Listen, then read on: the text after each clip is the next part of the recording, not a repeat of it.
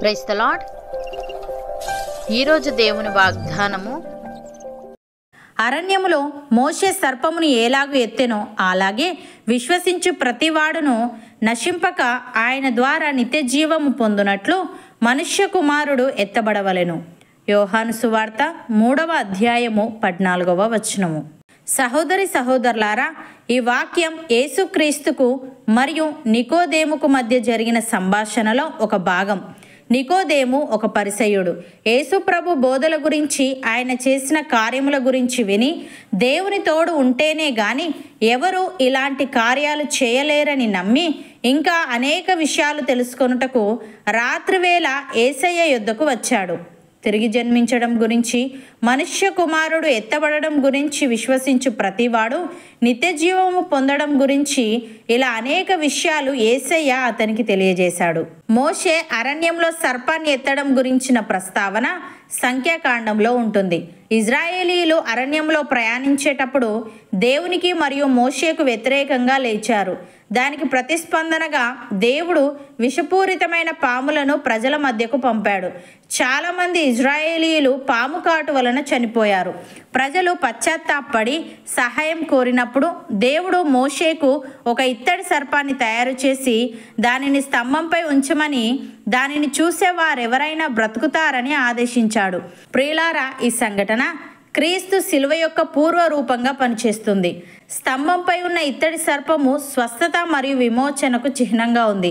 యేసు తన రాబోయే శిలువ మరణాన్ని మోషే సర్పాన్ని పైకి లేపడంతో పోల్చాడు.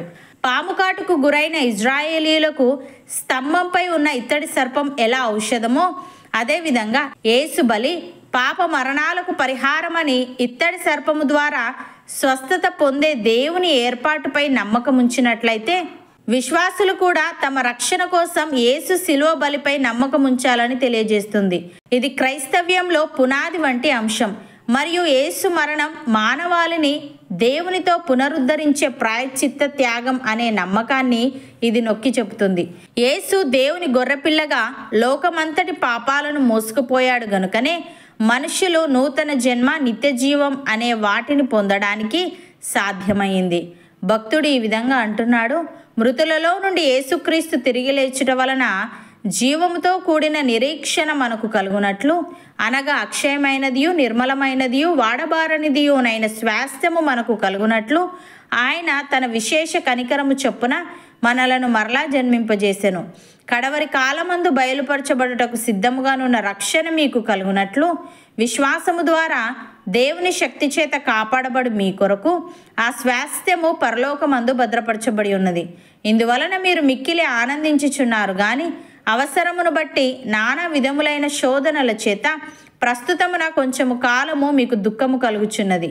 నశించిపోవు సువర్ణము అగ్ని పరీక్ష వలన శుద్ధపరచబడుచున్నది కదా. దానికంటే అమూల్యమైన మీ విశ్వాసము ఈ శోధనల చేత పరీక్షకు నిలిచినదై యేసుక్రీస్తు ప్రత్యక్షమైనప్పుడు మీకు మెప్పును మహిమయు ఘనతయు కలుగుటకు కారణమగును అని. సహోదరి సహోదరులారా, యేసుక్రీస్తునందు ఆయన మనకు చేసిన ఉపకారము ద్వారా అత్యధికమైన తన కృపా మహదైశ్వర్యమును రాబో యుగములలో కనుపరచు నిమిత్తము క్రీస్తు యేసునందు మనలను ఆయనతో కూడా లేపి పరలోకమందు ఆయనతో కూడా కూర్చుండబెట్టెను. మనము విశ్వాసము ద్వారా కృపచేతనే రక్షింపబడి ఉన్నాము.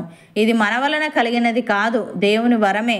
అది క్రియల వలన కలిగినది కాదు గనుక ఎవడునూ అతిశయపడ వీలు లేదు.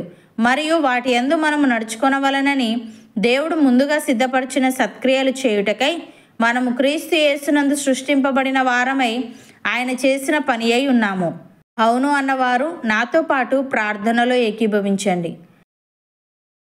పరిశుద్ధుడా, ప్రేమగల తండ్రి, అరణ్యములో మోషే సర్పమును ఎలాగు ఎత్తెనో అలాగే విశ్వసించు ప్రతివాడును నశింపక నిత్య జీవము పొందునట్లు మనుష్య కుమారుడు ఎత్తబడవలనని నీవు లోకమంతటి పాపాలను మూసుకుపోయావు గనుకనే మనుషులు నూతన జన్మ, నిత్య జీవం అనే వాటిని పొందడానికి సాధ్యమైందని తెలియజేశావు. తండ్రి, నీకు స్తుతులు. దేవా, మేము నీ యందు విశ్వాసముంచి నీ కృప ద్వారా రక్షణ పొందుకొని జీవముతో కూడిన నిరీక్షణ కలిగి ఉండుటకు సహాయము దయచేయమని, మేము విశ్వాసము ద్వారా కృపచేతనే రక్షింపబడి ఉన్నాము.